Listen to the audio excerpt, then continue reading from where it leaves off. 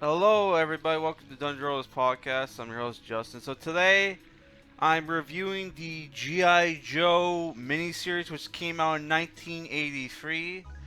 G.I. Joe the M.A.S.S device, which Shell Factory released on DVD, but you can watch on Tubi for free. I have the DVD that I bought like a long time ago. I used to be a fan of a podcast called Wacky Gamer Podcast. I think their website's still up, but their YouTube channel I think is down, unfortunately. But yeah, Adam from Wacky Gamer Podcast, you know, got me into GI Joe, and I got me into a lot of '80s cartoons. So that's why, even though I'm a '90s kid, I'm kind of like, because of Wacky Gamer Podcast, I kind of, I have a thing for '80s cartoons for some reason. So I did a poll asking you guys if you guys want me to review '80s and '90s cartoons.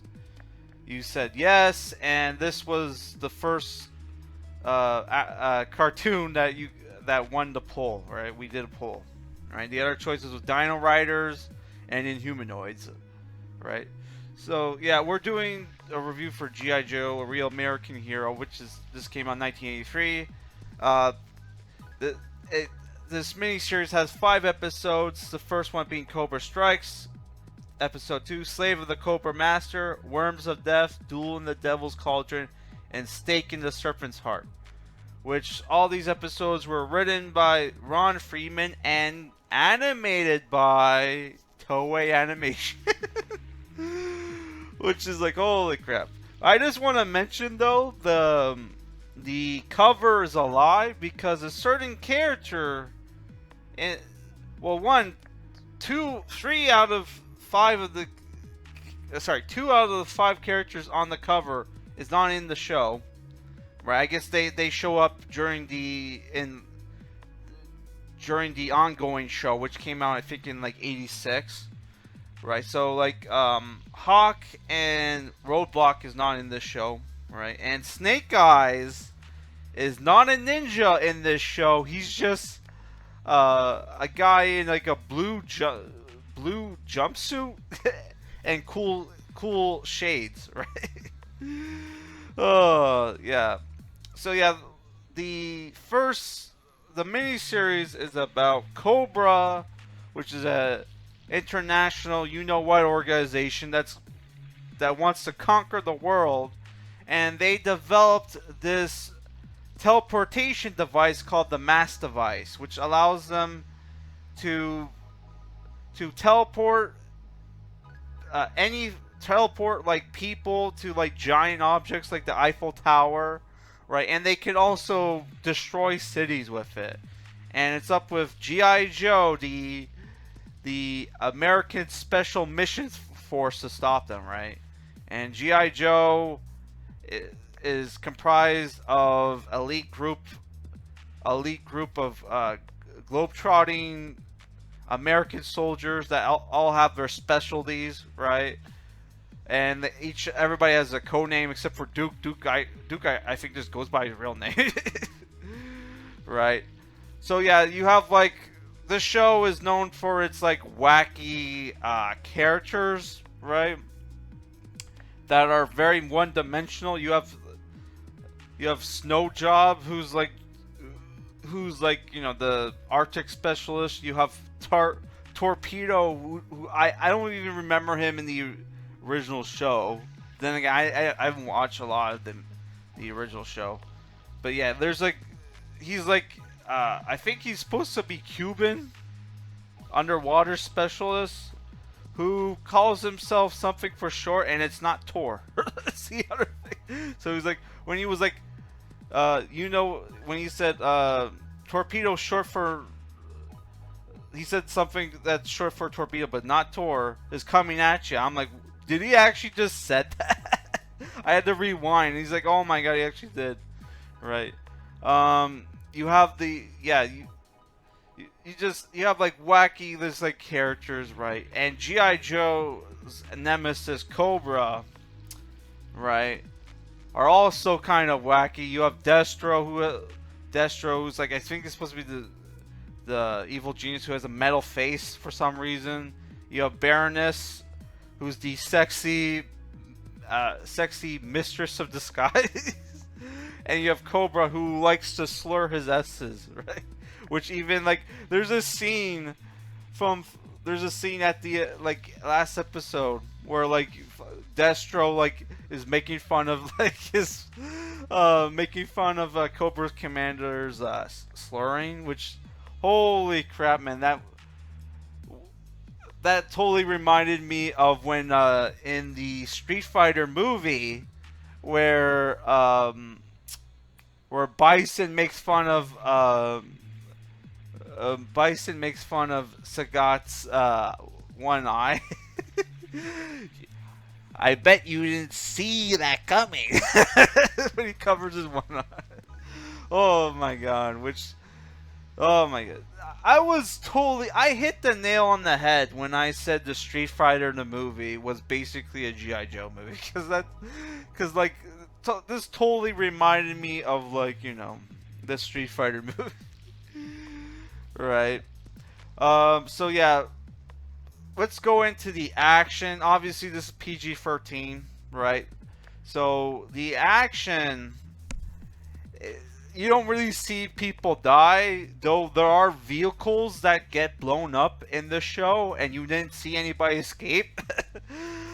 This show is famous for replacing guns with laser guns, but there are sometimes, especially with Gung Ho, who's a Joe character, he shoots guns, and you don't hear the laser sound effect, you hear the gun sound effect. So it's like, oh my god. So yeah, there are times where they're actually shooting real guns and not laser guns, right?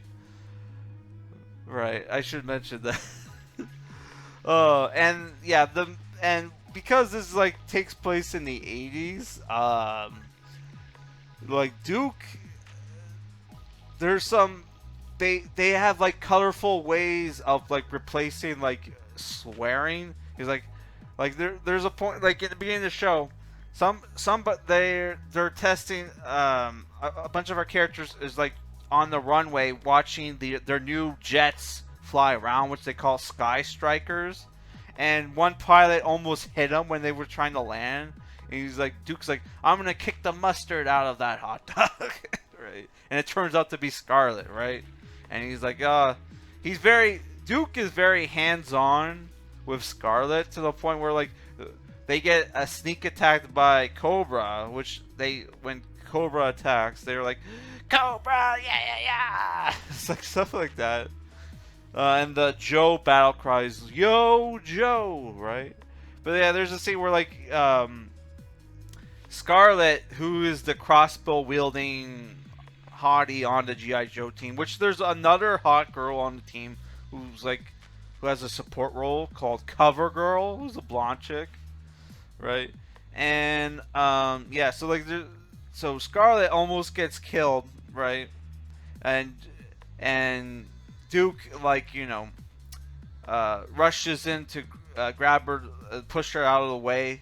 Well, he grabs her and ducks and rolls right out of the way of an explosion or some fucking shit. Right? Oh, I'm sorry, I shouldn't swear, but I don't care. We only have adults who watch this, right? And like, Scarlett's like, you could have just yelled duck or something, like, right? Watch out. And he's like, Duke's like, I'm a man of action. So there's like a couple scenes like in the beginning of the show, the first couple episodes where Duke is like, you know, hands on. But yeah, most of the show is Duke gets captured by Cobra forces, and the G.I. Joe and Cobra have to go on basically fetch quests to get the materials for the M.A.S.S devices, because G.I. Joe needs to make their own M.A.S.S device, right? But for them to counter Cobra's M.A.S.S device, they need like 3 rare elements, right? Where our characters have to go on, like, you know, I think one episode they went to the Arctic where Snake Eyes sacrifices himself to save the team and gets irradiated from the crystal or whatever in the Arctic cave, and he gets saved by a blind dude, right? And he also saves this wolf called Timber, who joins like the GI Joe team. And there's a scene where like the hermit is dresses him up, and like you find out that Snake Eyes, who's a mute, who always wears a mask, is disfigured, right? So he doesn't have a handsome face under there, right? Uh, yeah. So like I just thought that was that was pretty cool that they gave this like interesting backstory to this character who's not a ninja yet. Who uses like a rifle and handgun, right? But yeah, like so yeah, a lot of the show is like fetch quests because GI Joe needs the materials and like Cobra needs the materials as well because they have to carry out their threats, right? Which I love the scenes with Cobra hanging out in his his lair, which is like this fucking snake castle, right? And like whatever country they don't ever say what it is, right? But it's in like this canyon kind of thing, right? And like he just has like he just has slaves, a Conan the Barbarian looking guy who he makes fight like a fucking mini Gundam. Well, it looks more like the Dougram from Fang of the Sun Dougram. Right? Oh my god! Like and like the way like he just like talks to like Destro and Baroness. Oh my god! It's like this show. The show is more funny and like for what's supposed to be an action show. The show is more like fun and comedic than like I can't wait for the action. Though the action scenes aren't too bad. But because of, it's a kid's cartoon, you can't really show people getting hurt. Which there's a lot of fucking laser gunfights in the show. It's like, holy fuck. I can imagine just like, if you were like to watch this movie, the show on acid, just fucking tripping.